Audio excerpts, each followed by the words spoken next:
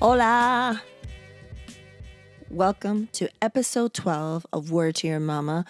We're back. We took a little break. We took a little break last week because I was thinking, this could be ready to roll. I just got to record the intros and the Supernatural Bears part of the outros, and this could be ready to roll. And I was like, you know what? We need a break.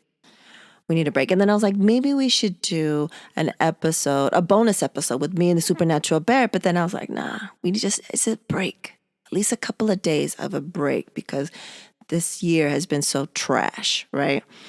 But we're coming back strong because I wanted to have someone that, of course, is part of the tribe, but someone that I've looked up to, even though she's younger than me, since I first met her because of how she moves and navigates through life in this world.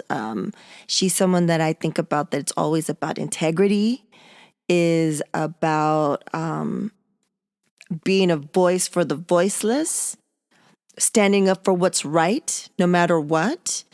And that's the way I live my life. And I've seen that in her since jump.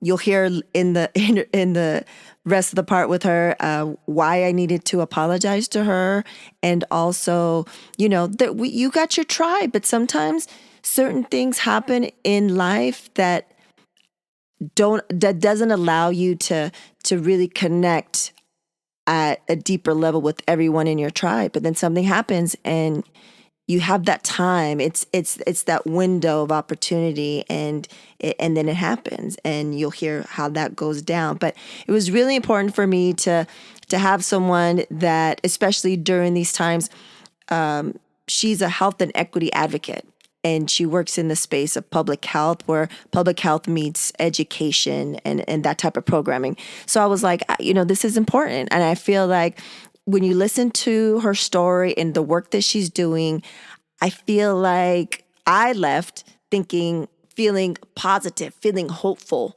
that if people like her and organizations like the one she works for are doing the work and times keep evolving, that, I feel like baby steps, but steps nonetheless. So yeah, let's listen to Rebeca Cerna Cervantes. No, you're not delayed. Not right now. Okay, you're good. Cool. Okay. Sweet. So you've done like your panels and stuff, but have you been on a podcast before? Not on a podcast, no. But panels all day and talking and speaking Yes, presenting, trainings, coaching, but definitely not on a podcast. You're the first. Woo! Popping that cherry, diggy. So this is my attempt to say your name correctly, and I'll say it incorrectly with the accent, con acento. Rebeca Cerna Cervantes. Yay? Yes. With one C. One C. Only one C, kids. Don't get it twisted. It's funny because when I think of you and you're like Rebecca, like when we talk amongst the crew, it's like Rebecca. But when I talk to someone else that's not part of the crew, I have to say your name, Rebecca. Is that weird? Yeah. like show some respect. Like it has to be Rebecca. Like it's really weird. I'm like, oh, Rebecca, my friend, she lives in Irvine, Rebecca. And I think the only Rebecca in Irvine. Yeah. And the like one of the reasons why like there's like this respect thing, because like I was thinking, prepping for this and doing research and stuff, I was like, since jump, we met in college, right? I think I was the junior year, right? Second year? Yes, I think it was, I think our second year, I think it was our second 94. Was it 94? Yeah. Ooh, the 90s. It was the 90s. Yeah. And, you guys already had like an established crew. You guys met in the dorms and stuff like that. So like I was new to the crew, but I got to know everybody else because they moved out of the dorms and then I ended up living with them, right? So that's how I got to know them. And, Danny Cabezon lived with us here and there. So I got to really know him and spend a lot of time with him. But you didn't live on campus anymore. So I didn't really get to connect with you right away. But ever since I met you, I was like, she's a little lady. Like, she's grown. Actually, I never lived on campus. Oh, I forgot. You never lived on campus. But you met Aaron. Yeah. Before Aaron and Dave, before the summer before we started college. Oh, yeah, that's how it is. Oh, some summer thing that they had. Yeah.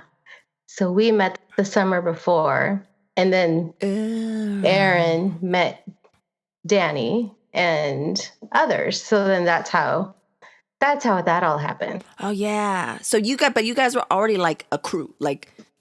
You guys all knew each other and stuff like that. So when I met you, I was like, she's like grown to me. Like, you always seemed like an adult for some reason.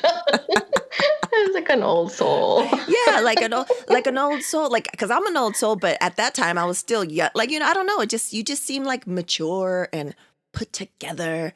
And then I was thinking of like our timeline. But then like we'd have table day. Mm-hmm. Right. And so Table Day Wednesdays. So what we had we went to Long Beach State. So there was a walkway. What was that? A cafeteria? What was that? A store? Was it the store and the golden, was it the Golden Nugget or what was that place called? I don't know.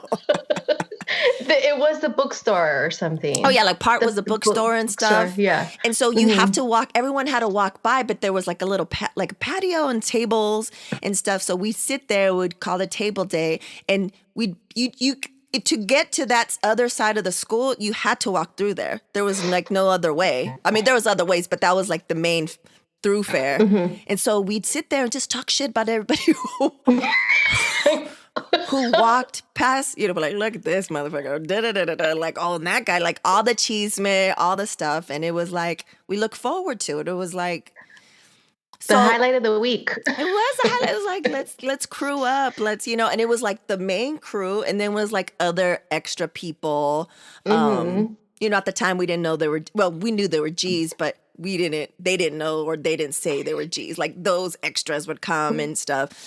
So then I was thinking about that, and I was like, okay, like we got to talk a little bit then, but then graduated, and like I feel like for me, I feel like we really wasn't able to really connect with you until you were coming to my place to get your master's.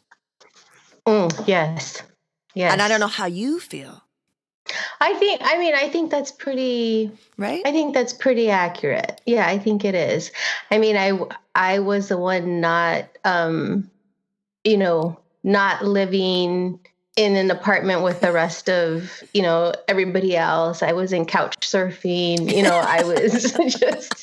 I was just, I'm not naming names, right? But, Danny Cabezon.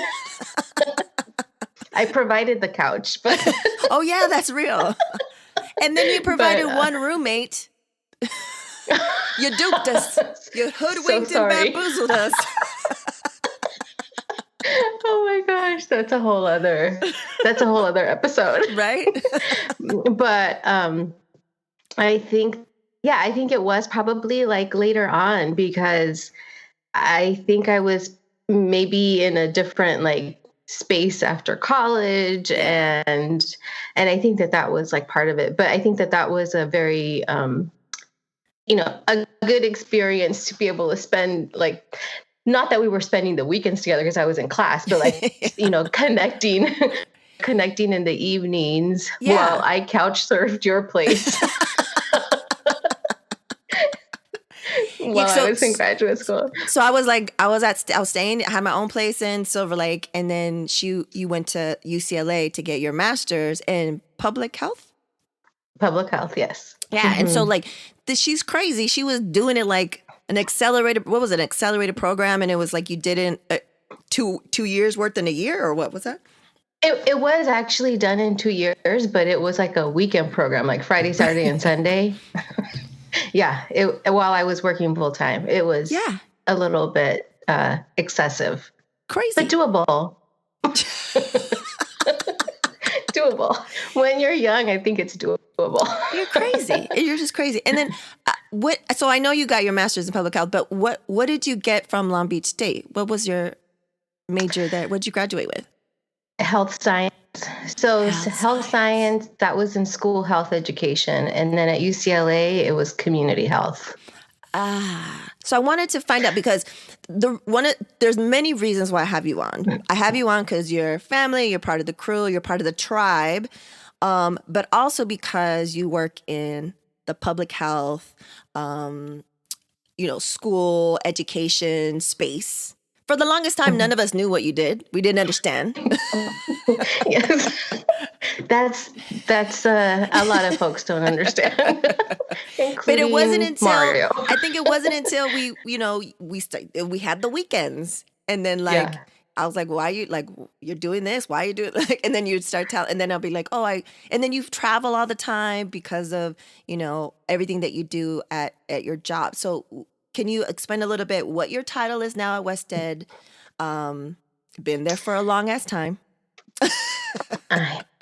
I I know, over 20 years. I Woo! honestly can't believe it. So I think my title is not very descriptive. Is It's senior research associate, whatever that means. But in essence, I work in a space of nexus where public health meets education.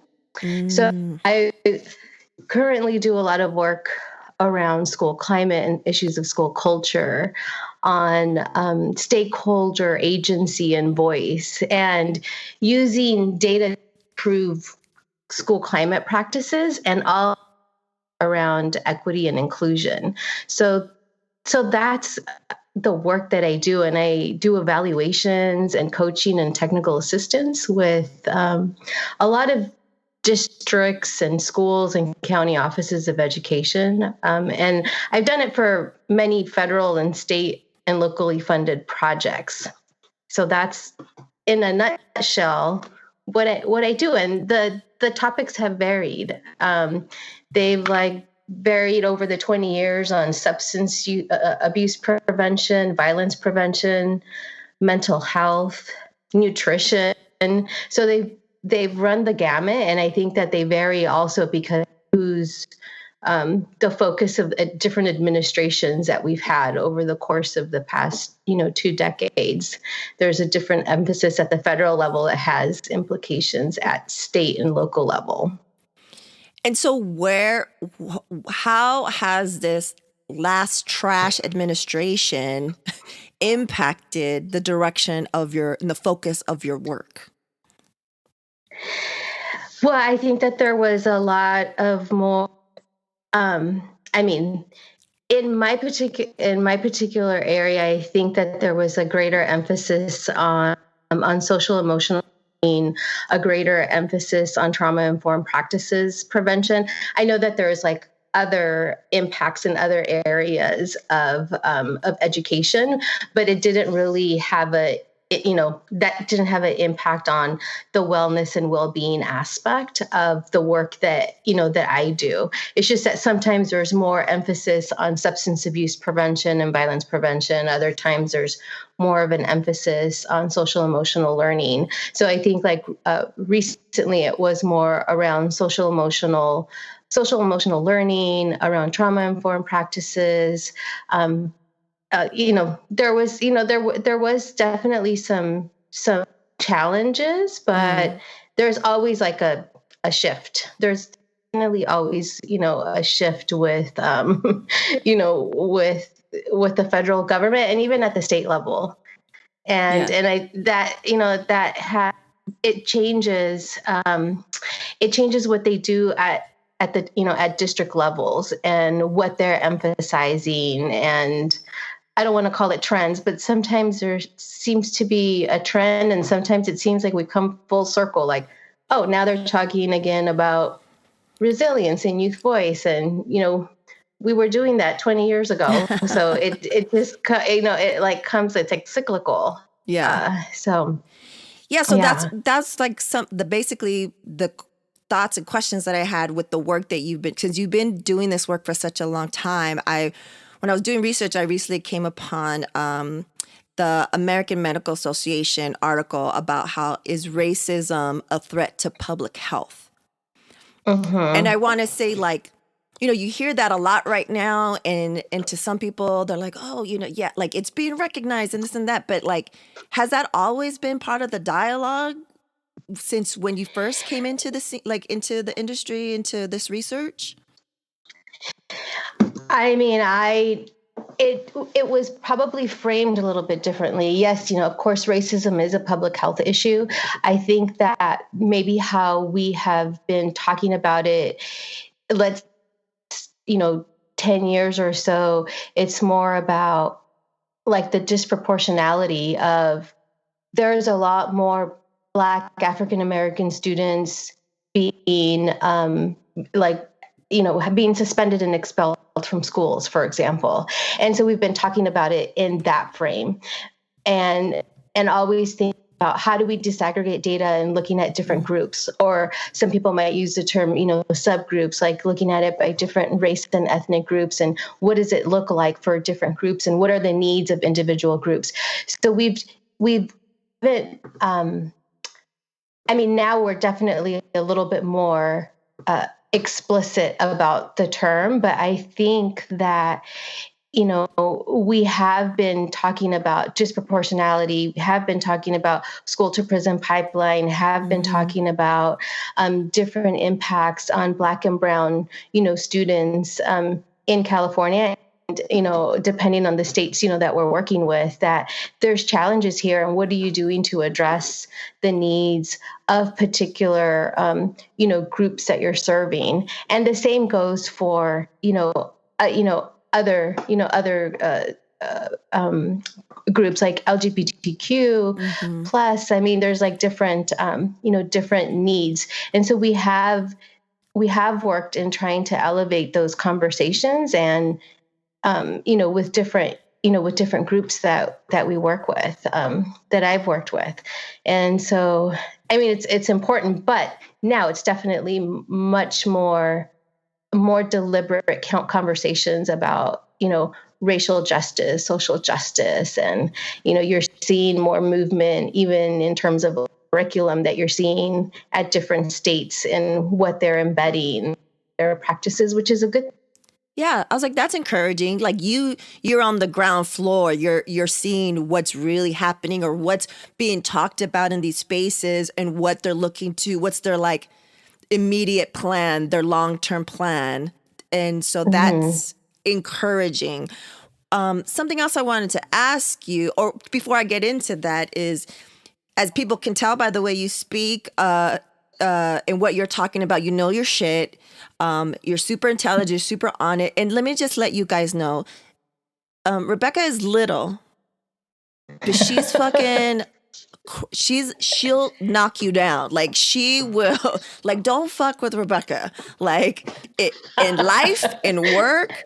Like she's small but fucking mighty, right?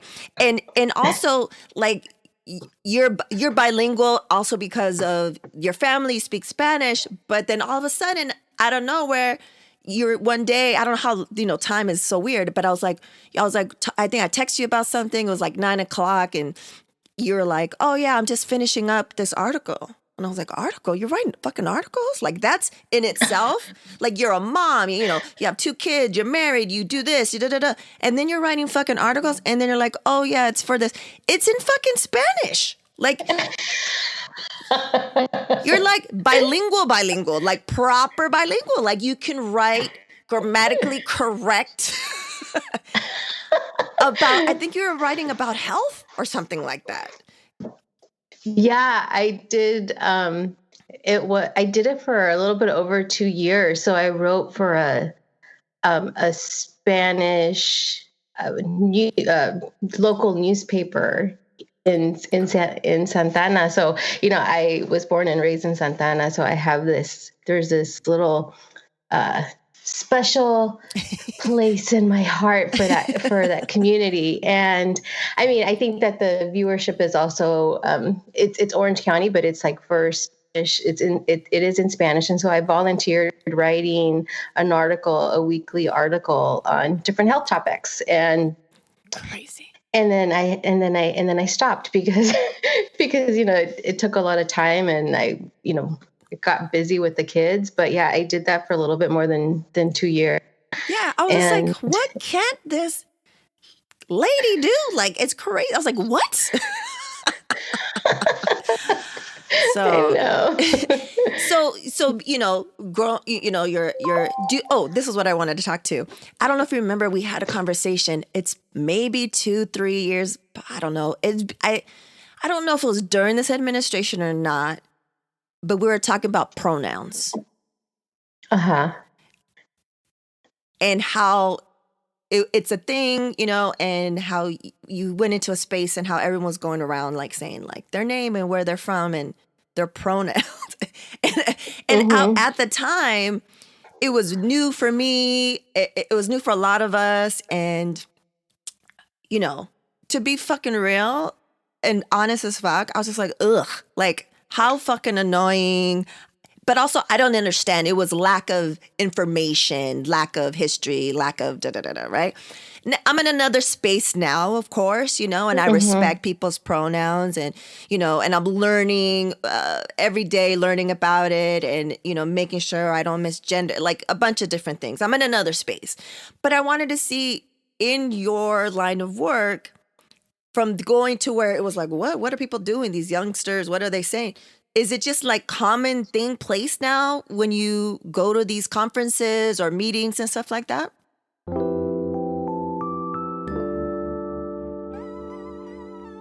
Staying competitive in these dynamic times means having the right technology at work for your small or medium-sized business.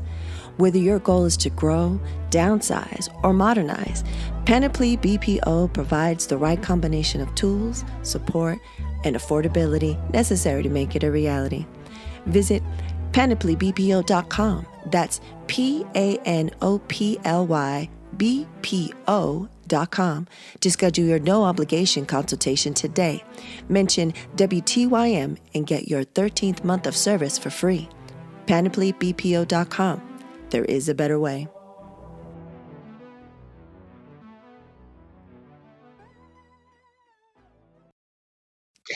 Yeah, I mean, definitely, it's definitely part of, the conversation about, creating those respectful environments, right? And so, yeah, that conversation that we had was, gosh, I want to say that was like maybe 5 years ago. It was like quite a bit ago. And it was like the first time that I had been, exposed to it. And I was like, okay, what do I say? Like, I didn't know, I didn't know what to say. It wasn't like a work thing. It was another outside community thing that I had gone to, that had a lot of, volunteers and advocates, in the space. And so I was, it was like something new to me. And I think that that's why I had brought it up, in a conversation with this group.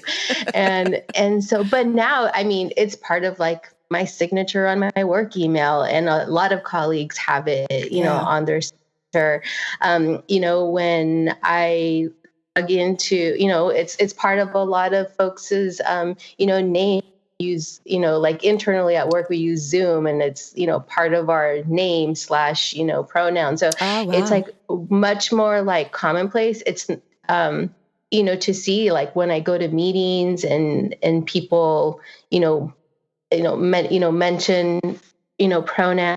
And I think that, part of name tags, I mean, like before this year, when we would meet in person, I would also see it like on, people's name tags. So it's definitely, and I think it's helpful. And I think it's, that notion of like inclusion and it's also like, it's like really thinking about, oh, that's a privilege that, that I have. And so I need to be able to, to think about that privilege that I bring, and think about the inclusion of other folks who, who it might not be as clear Yeah. when you see them. And so I think that it's important to like value like the way I like to be like my name to be spelled with one C, Please they believe also, it. deserve for us to use the pronouns that, that they want. Yeah.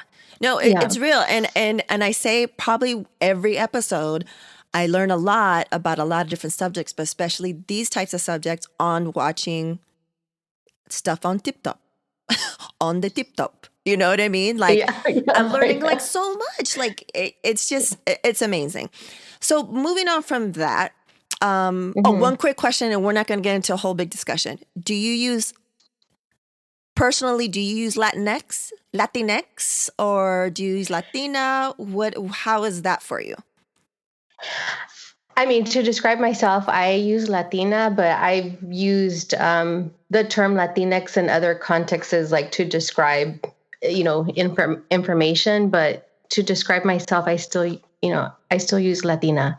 Yeah, the same. The Hmm. same. Yeah. Hmm. Hmm. Okay. So with that, I wanted to say, top up right off the top of your head, who are our, because I do the same, but off the top of your head, who are our current Latinx leaders? Can you Ah. name one? Can you name two? Can you name three?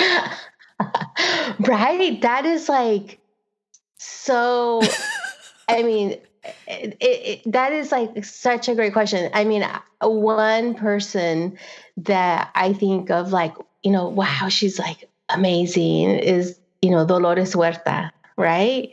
And, and the work, that she's done. But yeah, like I've been thinking about it because you've been hearing like, we're, both in California, like I've been hearing these conversations about, we need to replace one of our senators. And then, and like the conversations about, oh, like it needs to be, a Latina, and you're hearing different conversations like from different, groups. And then I was like, who would that be? Like, it's Exactly. like from a political place. I'm like, wait, who would that be? Yeah. It's like you think about that. I don't know. Yeah, like Um, this whole administration, but especially this year, like I'm always telling, my homegirls, I was like, who we're always having this ongoing, like almost daily conversation, like who's our James Baldwin, who is our Malcolm X, like who is like current, like right now, you know what I'm saying? And yeah. and even like we don't even have proper quote unquote celebrities that really take the reins. We don't have that. And then, the shit that went down with Eva Longoria, like Oh, you're whack. Like it's whack. It's yeah. you're purposely putting you're an actress slash activist, right? And you're doing Hmm. all these organizations and movements supposedly for the Latinx community and stuff, but you don't speak for all of us. But if you're gonna try to speak for all of us, like be a real leader, like take the L, know that you said some foul shit, and Right. you can't give a whack ass apology to try to explain it. I was made sure that I watched the video so I could see the tone. It's another thing too Right. to read it. It's another thing to hear it and see it. And it's just See it. Uh-huh. like real leadership. It's just like, oh, to be a leader, you have to. It speaks volumes of how you take those L's. And like we don't even have shit. Like we don't No. we barely have any representation. And those that are representation either don't want to step up, and those that are stepping up are doing a fucking terrible job and just showing how much more work we have to do, especially when it comes to, anti-blackness. And the only people Oh during this yeah. entire time that I've felt good and I was like, yes, this is the voices, are two activists on the ground, one from the West Coast and one from the East Coast, that I heard on this amazing episode of Latina to Latina. And I was like, great, you Mhm. have representation, because we're not a monolith and there's so much more, but at least you had two different views from someone from the West Coast and some Perspectives. from the Yeah. and someone from the East Coast. And I was like eating up everything they were saying because they were calling it out as it is. Anti-blackness, Hmm. and one was Afro-Latina. You know what I'm saying? It's just like, let's have these tough conversations. And let's not like, I don't know about you. Like I tried to, like I'm looking right, especially doing this podcast and stuff. I'm looking to follow people, certain organizations, and some of them like for a long time. The reason why I did this is because I don't find any Latina places, spaces that I feel I connect with, because I'm like, you're just Latinas who do everything to be white. Like, Yeah. like it's just, you're just, different shades of different colors, but doing the same thing that like, regular, like white influencers are doing. Like, that doesn't do anything for me. Like, where's the substance? Where's the real conversations? So I just wanted to say, like, I was like, let me ask her, because maybe she comes up, I'm not knowing, but I've been asking No. everybody. Like, we have No, none. I think, I've had the same conversation with, with some other, folks about how there isn't, like, it's like we're not as, I mean, partly it is, I think, because we're a little bit divided, Yeah. I Yeah. mean, and we're not as, as organized. And that's like unfortunate that there isn't someone that we can, uh, think about off the top of our, on top of mind. And, Yeah. and that's unfortunate. Yeah, I hope it changes. Like, I mean, because she got dragged, like Eva got dragged. I mean, she was getting dragged in Spanish, like Yeah. by academics and writers and stuff. I was like, this is what needs to happen. Like, this is when I love Twitter. This is when, like, it's happening in real time. She's getting called Yeah. out by the Black community, but beyond that, and the most important work is she's getting called out from the Latinx community, people that are well respected and that know way more than her. And I was Right. like, yes. Like, I remember That's I was telling Rucka, I was God. like, he could care less of all the theatrics of anything, right? And he's on Uh-huh. it just to be on it, but he doesn't really look. And I was like, yo, even Langor, she's getting dragged. And then when I saw I forget his name, I can't think of his name right now, this writer, you probably know him too. And he was like calling her out with receipts and all kinds of stuff in Spanish. I was like, ooh, in Spanish too. And I was telling him, I'm all excited. I'm like, ooh, like, because we don't have it. And everyone needs to be called out, Mm-hmm. like, just shut up, like, say, oh, I was wrong. Shut up, listen, and learn. Like, Yes. We all, we've all, done things where we've had to like learn, right? yeah, And maybe not as bad as that, but but yeah, I think that that there comes a place where it's like, okay, sometimes you just need to hear it and take the feedback yeah. and figure out how you grow from there. Yeah, Yeah. and it just like I told you, and I was super honest about the pronouns and stuff. I was like, ugh, what? Ridiculous. Get over it. And then here we are 5 years later, like, and I was like, oh, I get it. I Mm-hmm. learned, I listened, like, I need to, like you said, Right. we have this privilege, and we have to Mm-hmm. respect that and look at that and all that stuff like that. And it's such a shame of this crabs in a barrel mentality, especially between the, Black and brown folks, the Latinx is like, we could be so powerful if we if we fucking unite, and everybody, like, say this I every episode, know. they would be so shook. And it's just like, I think all of us are in that place, just like America is. It's like, we can't move forward until we acknowledge the fucked up shit, you know? Yes. And there's like small moves by that are in the long term big moves. Like, I can't, fuck, I should have wrote her name down. She's competing for Miss Mexico, and she's representing Nayarit, and Okay. she's African and Mexican. So she's Okay. dressed in traditional. You know how they do that? They dress in the traditional indigenous, Mm-hmm. not, I don't want to say garb, but a dress, Yes. of that Mm-hmm. region. So, like, and I was like, like, that was such a beautiful thing. And I think there was another one from Durango, and she's also Afro Latina too. And it's like two at the same year representing. And I was like, so some people might look like small steps, but these are big steps, because they're getting. Right. So their Yes. comment section, imagine, Rebecca, their Oh comments, my gosh. No, from I haven't people even in her looked. country. I assure you, I don't even have to look. Just from, Yeah, it's like races from all around the world, but especially in Mexico. I know the colorism, right? Yeah. It's there. It's So, it's there.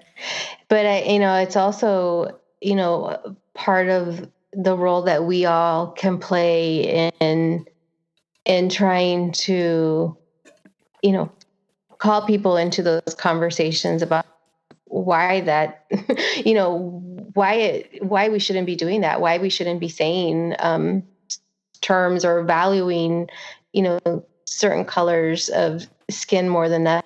And it's super prevalent in our culture, unfortunately, and just been ingrained for decades and thousands of, like centuries. thousands of, like hundreds and Mm, thousands of years. Like, and it's just like you see that, like all the things that are coming to the surface that have always been there, just like that's how deep the claws of racism, colonization is right. so ingrained in all of our cultures. Because you can go to any like Latino Yeah. country, and everyone has that story of colorism and mejorar, you know, the line, the race, and never had a problem with dating a white person, but like all these different things, and it's like Right. and also the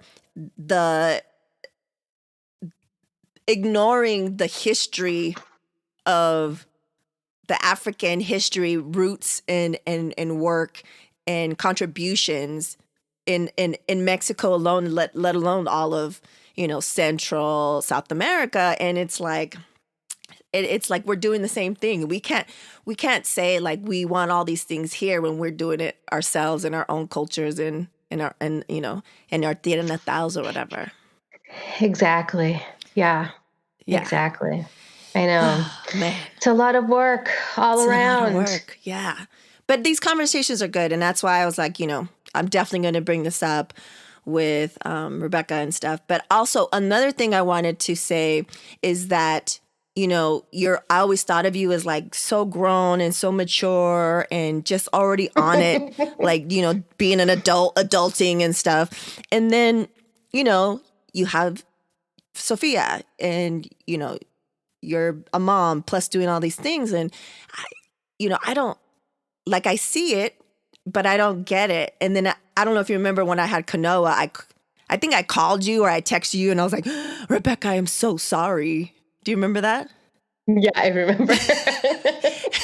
And you're like, 4? And I was like, oh my God, I should have been there for you. I should have brought food. I should have said like I was going to hold Sophia or do laundry or something. Because I had no point of reference. Like I had no idea, And then I remember uh, Lisa Jenkins, who was on the guest before you, she had been exposed to that and, probably was called out, and she had friends that had kids. And so when she brought me frozen food with instructions, and I was like, how do you know how to do this? And she's like, oh yeah, no. And like, she broke it down and it made me think, I was like, holy shit, I do shit. Like I showed up to the baby shower. You know what I remember? I don't know if you remember, but you and Karen were on your way back from San Diego one day, and Sophia was like weeks old, and you and you both arrived at the house like it was like 9 o'clock at night or something, and you were there like until 2 in the morning. Inappropriate. And then we like were looking at the pump, and I was like showing you all the pump, and I don't know if you remember this Kind of, conversation. sort of. And then Sophia would wake up crying, and then I'm like, I'll be right back, and then I would go feed her, and then I would come back, and then we would keep talking. But it was all good. I mean, I think I was able to like, I guess create segments of that I knew who had kids, and people that I knew who did not, and just, and I'm not one to ask for help. So I think that it was just, Man. I was like, okay, yeah, they don't get it. They don't get it yet. It's fine. it's Yeah, fine. no, that's It's a different space. it's fucked up. But And so I was like, I need to apologize immediately because this is terrible. No one told me, and she was doing that, and she was working, and she would like. I was like, no, no, no, no. So yeah. So anyways, so let's get into the not so rapid fire questions, aka the slow as hell questions. Are we ready? oh, I oh my gosh, it just came to mind. Are you Wait a stressing? minute. Are you sweating? I haven't, I remember, okay, I have not listened to all of them And yet, that's okay. but I did listen to some of them yet. And I just remembered just now that, that you asked me questions at the end. Great. I love it. You're not prepared. Awesome. Because I don't like when people, I was like, oh, they're going to listen and they're going to have their answers ready. Okay. First one, Oh my easy gosh. breeze, Okay. easy breeze. 3 Okay. words to describe yourself. 3 words. Okay. Curious, Mm-hmm. open-minded. That's hyphenated. So That's does fine. That works. count? That works. Yeah. Okay. It's connected. I think thoughtful. Yes. All those things. Badass. Don't get on your scary side, on your And bad side. if there was a fourth, it'd be stubborn. Oh, I'm sure MC, what's the number now? MC 50 something. 50 something will concur. Yeah. What's the best piece of advice you've received? Oh, I think the best piece of advice, oh gosh, let's see. I think from younger years, right? From from from my parents, it's like, the si se puede, you can do, you can do it, mija, right? I think that was, I think that was one, like, growing up. I think that more recently, I would say, like, in the past 5 years or so, is recognizing that the reminder of, like, self-awareness, and that self-care is essential. Yeah. I think that's been, like, the best advice in more recent years, and especially during this year. Oh, please believe it. The longest year ever. What are you, I'm sure you spoke of so many ways already, but what are you doing to dismantle the patriarchy? Oh my goodness. Okay. Yeah, you need a new header for these. What did you call these questions? The not so rapid fire questions, the AKA slow as hell questions. Okay. All right. Slow as hell. Okay. So that's good since you have the slow. Dismantling the patriarchy. Okay. I think so. There's a lot, that we can all contribute, to that. I think that one thing, that as a parent, it's like that constant reminder, constant communication, with not just, Mario, but also with the kids, in like breaking down, like, those gender roles, right? Yeah. And just being very, I have, I have a boy, I have a girl, and then just making sure that I am not, leaning towards, one end. Okay, you have to do this. And, I think that fortunately I grew up in a household where, dad did a lot of cooking. So to me, it was like natural that, Mario does a lot of the cooking at the house. Right. Yeah. And so I think that's part of, like, showing the kids that that's normal, that we're both contributing to the household, Yes. whatever gender we might be, and that we all have chores and everybody does their own laundry, and, I'm not responsible, for everyone. And I think that when it comes to folks outside of the house is, I think my role is in, calling in people to conversations. And I think that, that's come up recently, where during the pandemic, we started getting really close to a lot of neighbors. And so we would have a driveway meetings and Oh, conversations. that's And awesome. it was really nice. We got to meet a lot of people that we've been living next to for like 15 years and hadn't had conversations with before.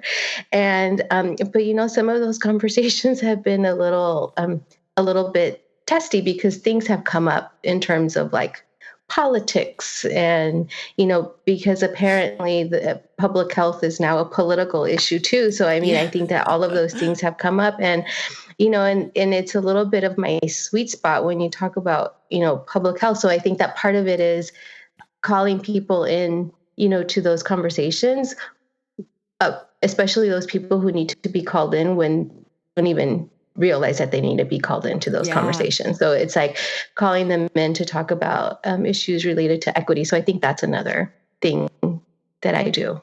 Yeah, I think so for sure. You do by you're by example. I feel like that's what you do. And in a previous episode, Yvonne Gallardo said that when I asked her that question, she was like, we're not cooking. Being Latina, being in a Latina Hmm. family, especially for gatherings, if the women, I mean, that's a major stance, especially in those spaces, that's huge, you know? Yes. So yeah, I think that's great. What song is your go-to song to get you hyped in a situation? Uh, Do you even have that? Does that even happen to you? Do you are like, oh, I need this song. I need to get hyped. so I'm all over the place when it comes to music. But I think that there's there's I really like Mana, and there's a song, Me Vale. Me vale todo. That one? Me Yeah, vale, me vale, vale, vale. vale. Yeah, that one. Me Yeah, vale todo. todo. Yeah. So there's that one, and there's like, I mean, I like a lot of their songs. So I think that if it's about getting hyped, it's that. I think that if it's about mellowing out, it could be a little bit of Sade. It Yeah. could be my old soul music like Agustin Lara. I'm a little bit all over the place So when it different comes songs for to. different to get you hyped and to either get you hyped to hype down, to cool down, Exactly. or To or cool get you down, or is it to get me excited? Or yeah. yeah. So there's different types. Nice. Yeah. Okay. Final question. You made it through. Good work. Is Okay. Okay. what will be your legacy? Oh gosh. Okay. Are you going to edit out the pause that I'm about to do right now? Okay. Nope. Let's see. Uh, oh, the legacy. Okay. I think, let's see. Well, I think in legacy in terms of like a professional background, it would be, uh, my commitment to co-creating content that is in service of equitable practices, like for schools and for communities, and that support like the well-being of youth. I think that my legacy in terms of a personal, stance is to have instilled in those around me, especially like my kids, like that they that they have the power of voice, that they know the power of culture, and that they have the power like to support those who need it most. And so I would hope that that's what I'm instilling in them and what would be my legacy. And it's good to see that in many ways I'm starting to see those elements in both of them, even Oh, though awesome. 13 and 11. So I'm starting to see you know things that they've done, and that makes me proud, Nice. more than the grades, right? It makes Yeah. me proud to see that that they've like both have stood up for other kids, and in different scenarios, but I'm glad to see some elements of that already. Nice. Mm. The to see the hard work you put in is paying off. Yeah. Yeah. I mean, hopefully. I mean, I really, I grew up with, in a, like you, right? Like in a household that, really value like our Mexican culture. And then I think just, trying to pass that on to them so that they value it and that they're proud of it as Yeah. well. And that, you know, they're able to be more free probably than how I was, growing up and having to try and hide that, yo no hablo español, or, like those Yeah. kinds of Yeah. things. So I think that that's what the like part of the legacy would be. Yeah. That's awesome. And Yeah. then before we leave, I mean, I just want to say thank you so much for taking the time. You're so busy, and this is in the morning. You have to get back to work and stuff like that. But I wanted to say, what what are your final parting thoughts on COVID for us right now? We just got the thing where it starts Saturday. I mean, like, your public health, like, tell these motherfuckers to wear these masks I know, and wear the mask. It's wash your not, hands.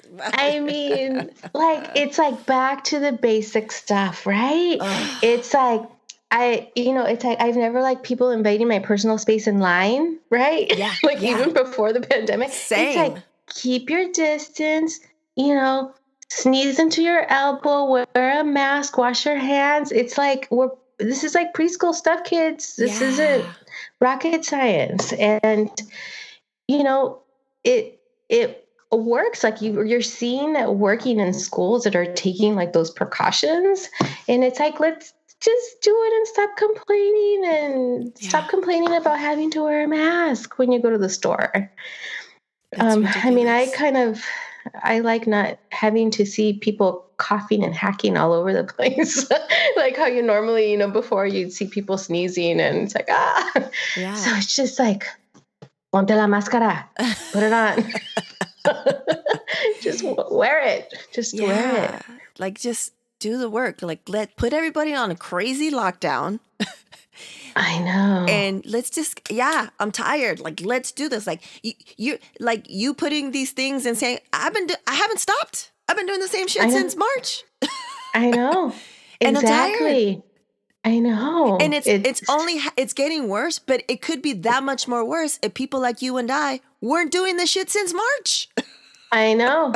Exactly. I mean, it's so true. It really is. Ah. Oh, Marisa, what are we gonna do? I mean, really. Oh my goodness.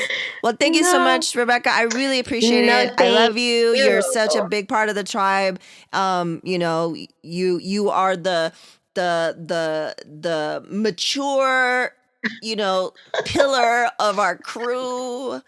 Oh my gosh, mature. I don't know. The real adults.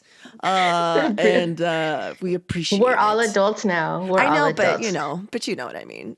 No, but really, thank you for doing this. I think that this is great that you're doing this work for the community, for different communities to hear different voices, and also to hear you. And you have like the smoothest voice on the What? podcast. It's fabulous. It's not true. It's true. And of course, I've always told you that your laugh is like so contagious. It's like addicting.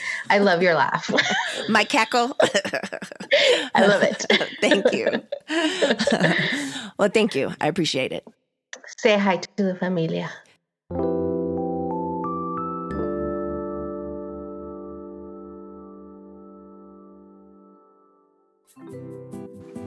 Hi, my name is Lilian Rivera, and I am an author. And my latest young adult novel is coming out September 15th. It's called Never Look Back. It's a retelling of the Greek myth Orpheus and Eurydice set in New York with Afro-Latino protagonists, characters. It has bachata, it has Prince, it has love, it has angry spirits and goddess, and all kinds of stuff. So that's it. What's up?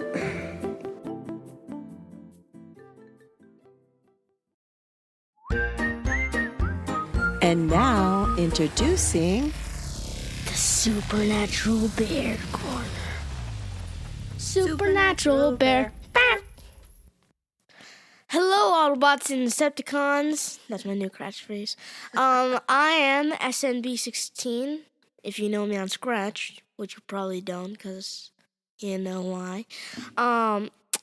And I just want to remind everyone, stay safe, keep your masks on, be an optimist, not Megatron. good one. And stay safe. Be the Optimus Prime of your household. Wear a mask today. That was a fake commercial, but still, wear a mask today. And they're pretty cheap on the aftermarket. Let me just say that. So, in honor of my tia Rebecca, actually, speaking of my tia Rebecca, I talked to her son, or aka my cousin Isaac, last weekend, I think. Yeah. Yeah, it was I talked to him last weekend on Friday, so that was amazing. And I saw my tia Rebecca a little bit, and at the time of this recording, it was November 28th. It is about 2 days past Thanksgiving, and at the time, and it will probably be released. I don't know. I'm not sure, because I know my mom's a fast editor, but I am not sure whatsoever. Anyway, dear Rebecca, I love you. Everyone does. And yeah, that's nearly pretty much it. But before I go, one more thing. Just check me out on social media. You're not on social media. Yes, I am. No, you're not. Okay, bye. Bye.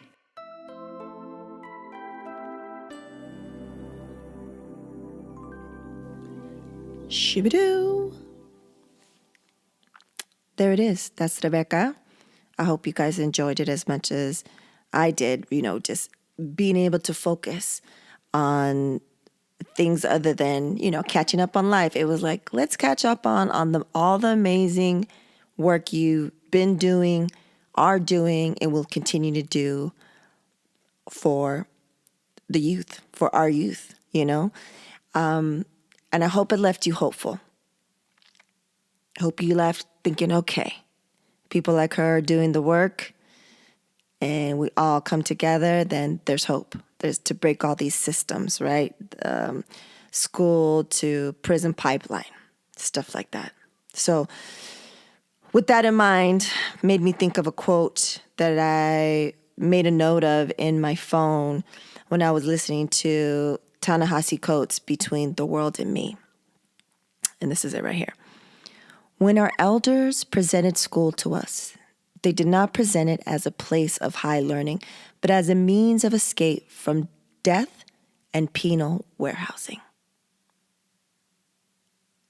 Death and penal warehousing. Thanks again for listening, guys. We reap. Word to Your Mama is produced and owned by Ritzy P. The intro was produced by the great Nico Beats. And as always, Word to Your Mama is brought to you by RitzyPeriwinkle.com, DorianSharp.com, and PanoplyBPO.com.